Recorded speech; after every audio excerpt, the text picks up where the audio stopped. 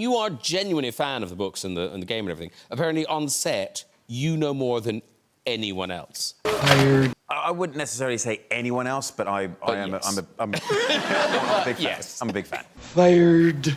Yeah. So do you correct people? I don't necessarily...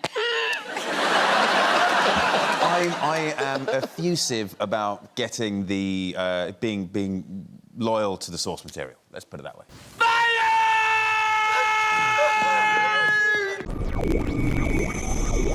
What is up, Space Pirates? This is your Admiral, the quintessentially quirky Dr. Disaster. And do you want to know how you can tell a piece of entertainment is going to be a massive flop? When you see the creators of that entertainment coming out before it even launches and they start making excuses for their product. Don't blame me. I didn't do it. The showrunner for Netflix's Witcher series has just come out and said that there's room for 3 versions of The Witcher, and no one is taking the books away, basically trying to convince people not to abandon this sinking ship of a show.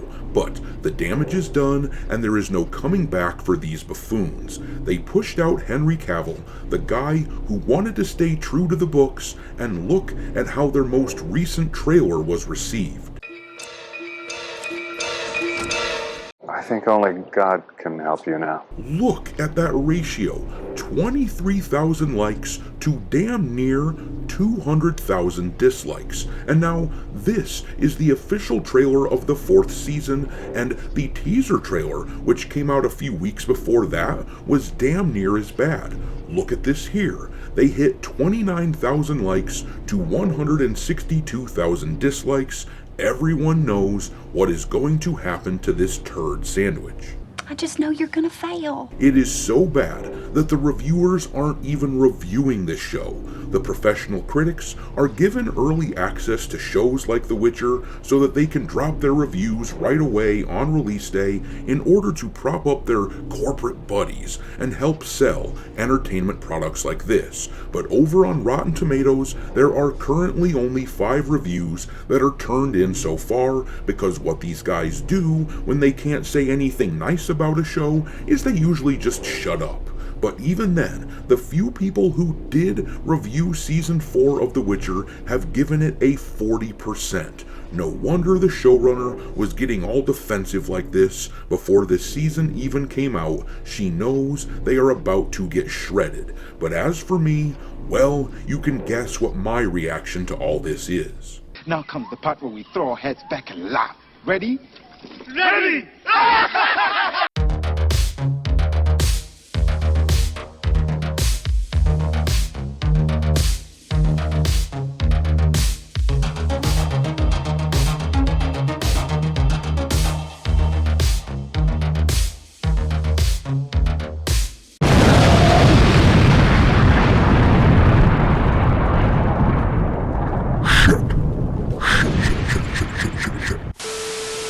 Alright, me hearties, make sure that you hit the like button on this video, share it with your friends, and subscribe to the channel if you haven't already.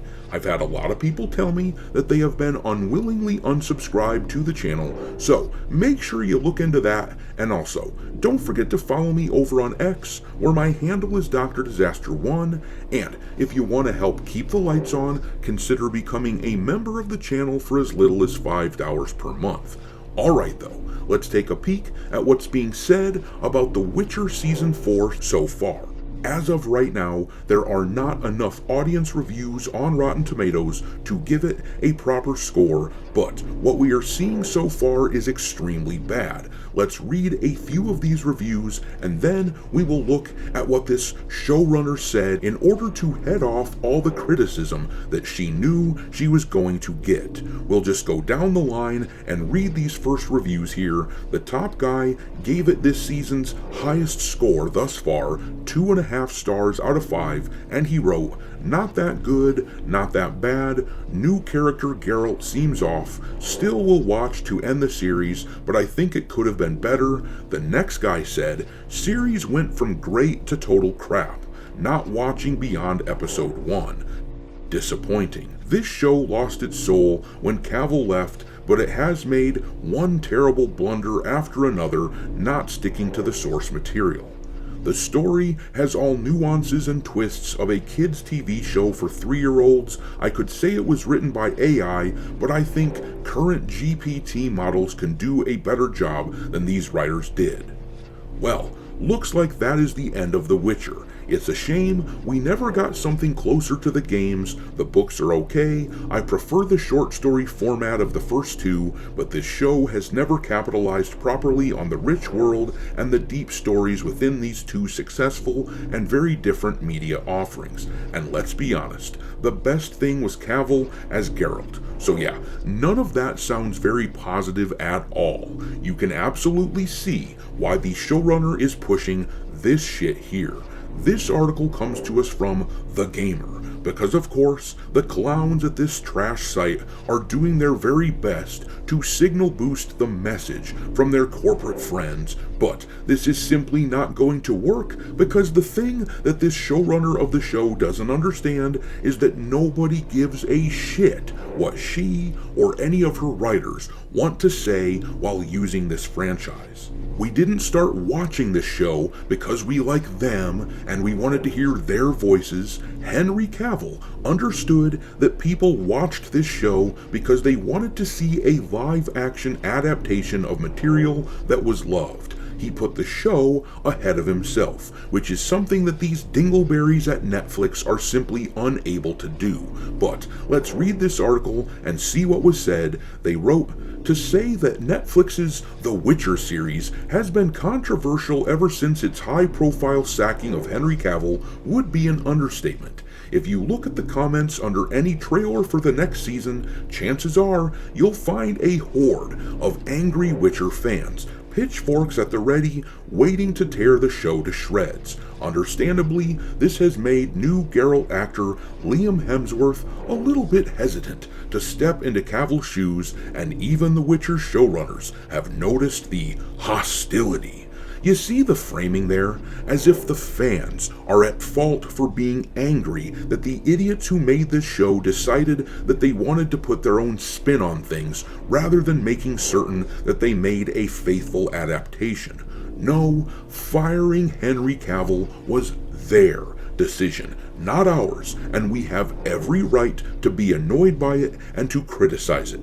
And while I won't personally throw any shade at Liam Hemsworth for taking this role, I don't blame people for taking paid work, but I also won't defend him because he knew what he was getting into with this, and clearly he doesn't have the same love for the franchise that Cavill famously has. But anyhow, I reject this framing of what is happening here, and The Gamer demonstrates once again why they just had to lay off a ton of their employees because their whole purpose seems to be protecting the likes of Netflix from normal people with legitimate complaints. But let's keep reading and see what was said.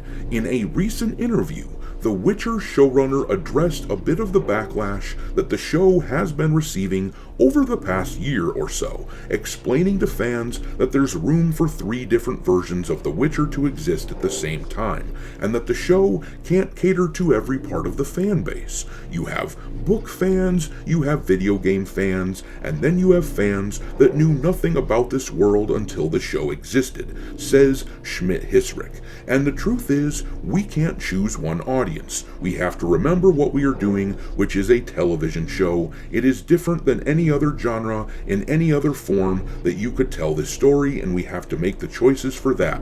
And while I will allow that some things always change when you move from one format to another, this is just a bullshit excuse to try to justify telling their own story. The distinction between new fans and fans of the books is meaningless. If they followed the books with the level of authenticity that Henry Cavill was attempting to show for this series, then most of the new fans who like this sort of story, they would have loved it. Catering at all to people who wouldn't have loved an authentic recreation of the books is catering to a non-existent audience that they want to conjure out of thin air in order to justify their actions. They are acting as if people wanted to get a story from them. the showrunners and writers of The Witcher as if that was one of the major draws to the series, but that is simply not the case. Nobody has heard of any of them, and for damn good reason apparently. But in their arrogance, they removed the only person who understood this dynamic, Henry Cavill, and funny enough, he was the face of the franchise, one of the primary drivers of the entire series, one of the primary draws to the series. If anyone had the right to act as if he had a right to impose his will on the story, it was Henry Cavill, but he didn't do it because he's not made that way, which is why he is so beloved in the first place. I can't wait to see how poorly this show does on the ratings though. I expect it will collapse compared to the previous seasons, and Netflix is about to eat shit on their massive $220 million investment on this season. I'm sure it is going to be far more entertaining watching this all play out than watching this zombie version of a show that many of us once enjoyed. But I'm gonna leave it there. Drop your contempt for the showrunners of The Witcher into the comment section below, and we will talk there. Thanks for watching, me hearties. If you haven't already, your Admiral is inviting you to subscribe to the channel and become a part of the crew. Life as a space pirate may not be glamorous, but there's always plenty of booty.